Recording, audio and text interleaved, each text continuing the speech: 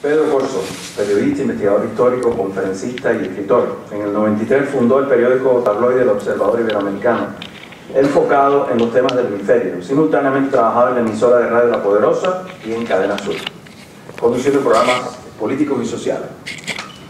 Conduce desde hace 8 años el programa Opiniones en WRLN, Canal 17. En el 98 empezó a trabajar en la emisora Radio Martí. Posteriormente fue el promotor del Instituto de la Memoria Histórica Cubana contra el Totalitarismo, que se dedica a investigar la historia de Cuba y las relaciones del régimen con los países latinoamericanos. Ha producido, y eso me consta, 11 documentales históricos, entre ellos Zapata, Boitel, Un presidio plantado. Entre sus libros se cuentan Cuba, cronología de la lucha contra el totalitarismo, Perfiles del poder, La porfía de la razón, Guevara, anatomía de un mito, y Cuba, desplazados y pueblos cautivos. Cuba, desplazados y pueblos cautivos. Es columnista del diario El Nuevo Herald. Esta tarde, o esta noche, presentará Cuba, desplazados y pueblos cautivos, de la Editorial Universal. ¿Te puedo aceptar aquí para mí?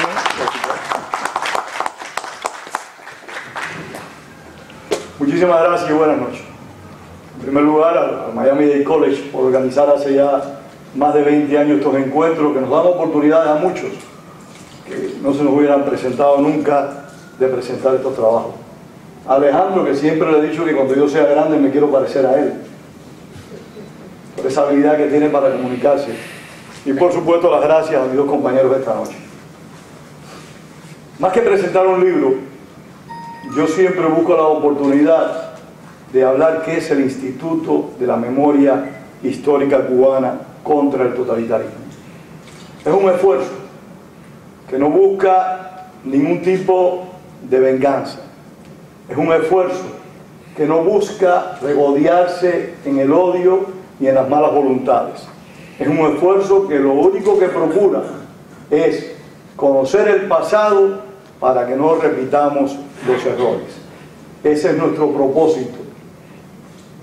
Por eso los trabajos del Instituto de la Memoria Histórica, ya sean un libro o un documental, son el resultado de la colaboración de un número importante de personas. Y les pongo este ejemplo de Cuba, desplazados y pueblos cautivos. Este libro es básicamente la idea de un compañero nuestro que falleció hace poco tiempo y a quien se le rinde culto a su memoria en este libro, José Fernández Vera. Es parte de un trabajo de una cubana joven, nacida bajo el régimen totalitario que está ahí sentada, Idolía Daria, que escribió un libro que se llama Escambray, la guerra que el totalitarismo trató de sepultar, donde ella entrevistó en Cuba, dentro de Cuba, a personas que estuvieron en los pueblos cautivos. Es obra también de otro creador de este libro, Amado Rodríguez, un hombre que estuvo 23 años tras las rejas del castrismo, que nunca perdió la confianza ni la esperanza ni desapareció su compromiso. Yo realmente estoy aquí presentando este libro porque trabajé en él, pero también por el hecho de tratar de promover a todos aquellos que no lo conozcan el propósito del Instituto de la Memoria Histórica Cubana.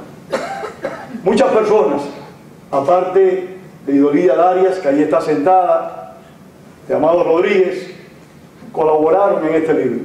José Luis Fernández, que ahí está sentado también, Enrique Ruán, o sea, un número importante de personas que ayudaron a transcribir las entrevistas que realizó Wenceslao Cruz, donde está Wenceslao, que realizó Wenceslao Cruz. Esas entrevistas fueron transcritas, muchas de ellas por estas personas, otras por Amado, otras por Idolía, otras por mí. Y así hicimos este libro que recoge el dolor, la angustia. Pero tuvimos la suerte también de que este libro fuera revisado por una buena amiga, Grace Piney, que está ahí sentada, que en España revisó el libro y nos ayudó sin ningún interés. Porque este es un punto importante.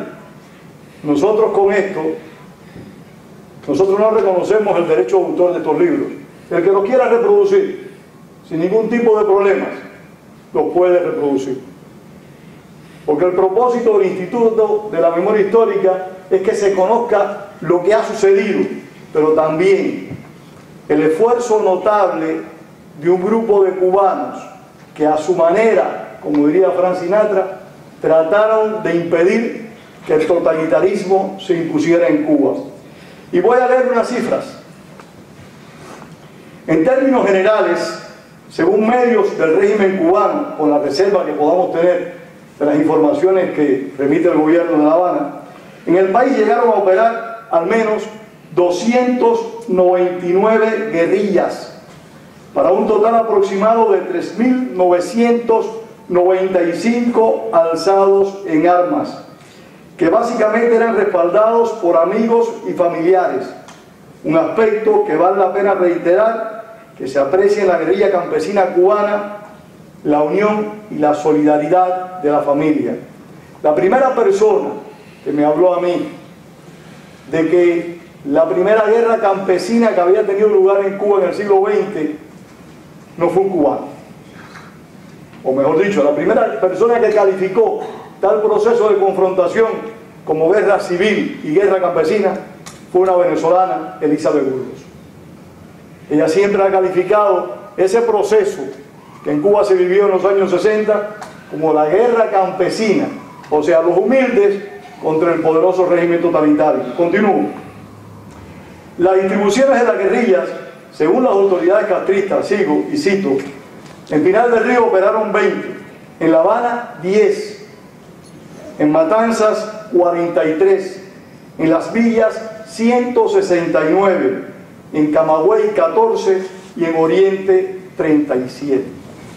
Hay que tener presente que muchas de estas guerrillas estuvieron operando en zonas que eran total y absolutamente llanas, y que si los guerrilleros tenían que tener un valor muy particular para enfrentar a los miles de hombres que la autoridad movilizaba, mucho valor tenían que tener también aquellos hombres y mujeres que le llevaban a los guerrilleros las vituallas necesarias para poder resistir.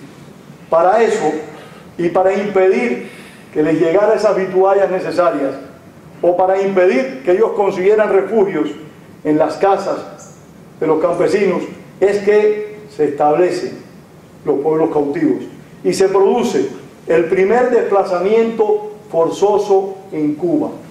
El primer desplazamiento forzoso en Cuba de campesinos tiene lugar en la cordillera de los Órganos, en Pinar del Río. Los campesinos procedían principalmente de las zonas de Rancho Mundito, Milcumbres, San Diego de Tapia y otras áreas de esa provincia. Posteriormente, y cuando digo posteriormente estoy hablando de días, se produce otro desplazamiento, y en esta ocasión es en Las Villas, donde más guerrillero hubo operando. Fue Félix Torres, un comandante del ejército rebelde de triste fama, que fusiló a un número grandísimo de cubanos. Él personalmente ordenaba sus ejecuciones. Fue Félix Torres quien desplazó los primeros grupos de campesinos a una finca de nombre sin nombre, situada, según me explicó bien claro José Luis, entre Santa Clara y Cifuentes, porque aunque yo soy de Santa Clara, mis conocimientos de geografía son fabulosos. Me pierdo. Si los desplazamientos tienen lugar en el 60, en el 61, si el desplazamiento más cruel, se pudiera decir, tiene lugar en el año 63, cuando los familiares de las personas que estaban alzadas en armas fueron trasladadas a la fuerza de sus casas a vivir en Miramar. Aquellos que no conocen la realidad y oyen hablar campesinos que prácticamente vivían en una extrema pobreza, fueron trasladados a vivir a Miramar, pues fueron trasladados a vivir muy bien. No, todo lo contrario. Las casas de Miramar, esos chalés gigantescos que habían en Miramar con extremo confort, fueron convertidos en albergues. En aquellas casas podían vivir tranquilamente 60, 70 personas. Un desplazamiento grande fue en el 71 y otro no menos importante tuvo lugar en el año 77. Y estamos hablando que cuando el desplazamiento del 71 tiene lugar, ya hacía 5 años que habían desaparecido las guerrillas en el Escambray. Pero aunque nosotros tendemos a hablar con mucha frecuencia, y cuando hablamos de la lucha guerrillera en Cuba, tendemos a hablar solo del Escambray, nada más lejos de la verdad. Hubo desplazados en toda Cuba, en todas las provincias, y se crearon pueblos cautivos, no como muchos de nosotros conocemos, identificamos solo en Pinar del Río, no. Hubo pueblos cautivos en Camagüey, hubo pueblos cautivos en Oriente. Gracias a Lidia logramos contactar con un joven cubano que está dentro de la isla, que es un luchador, si no me equivoco es un bloguero, Lidia, ¿no? Luis Felipe Rojas Rosabal, bloguero, un bloguero que se llama Luis Felipe Rojas Rosabal. Este joven dentro de Cuba se desplazó y buscó información sobre los desplazamientos que se habían producido en la región oriental y en Camagüey. Pero no solo eso, también entrevistó personas que habían sido en su momento desplazadas y que no podían regresar a sus hogares originales. Yo les voy a leer un breve párrafo de un testimonio que da Romelia García. Romelia García tenía 12 años, vivía en el Escambray, cuando la casa de ella fue cercada, porque en las proximidades de la misma estaba acampado un líder guerrillero de nombre Maro Borges, que posteriormente fue ejecutado. Cuenta esta muchacha, hoy mujer, que en aquel momento tenía 12 años de edad: aquellos hombres fueron muy malos con nosotros. Recuerda que en la casa había varios niños. Ellos ordeñaban nuestras vacas y se tomaban la leche. Se refiere ella a los milicianos. No nos daban nada. No permitían que fuéramos al patio a jugar, y menos aún que fuéramos a una casita pequeña que estaba pegada a la nuestra, donde mi papá guardaba sus cosas y yo tenía una muñeca. Aquellos hombres, como la muñeca era rubia, decían que era una muñeca imperialista y la empezaron a romper. Recuerdo que empezaron arrancándole los brazos a la muñeca. Lloré mucho porque era mi muñeca. Yo solo tenía cuando eso 12 años. Estas cosas no se hacen para odios, se hacen simple y llanamente para que en nuestro país y en cualquier otro país no se sigan produciendo victimarios, que aquellos que en su momento fueron víctimas tengan un poco de vergüenza y un poco de decoro y respeten el derecho de los demás. Dice Amelia García: el día 17 de aquel mes de agosto del año 63 llegó un grupo de milicianos para decirnos que nos vistiéramos, que nos sacaban de la casa y que solo nos podíamos llevar lo que teníamos puesto. Ellos habían llegado en un camión militar y un jeep. Nos subieron al camión sin ninguna de nuestras cosas, que tuvimos que dejarlas allí abandonadas. No solo nuestras escasas propiedades, sino también los animales. La casa se quedó vacía, por lo menos de los dueños, que éramos nosotros. Porque esas casas se las entregaron después, que muchas de ellas eran barracones, no eran casas como tales. Se las entregaron a otras personas. Esto es, muy brevemente, lo que es el libro Cuba, Desplazado y Pueblos Cautivos, hecho a 3 manos por Lidia Arias, Amado Rodríguez y este servidor. Y esta es nuestra tarea y es nuestro compromiso, y le agradecemos al Gordo Salvat la oportunidad de haber publicado este libro. Y seguimos con estos compromisos. Le invitamos a todos los que están acá a que se sumen al compromiso de que no se pierda la historia.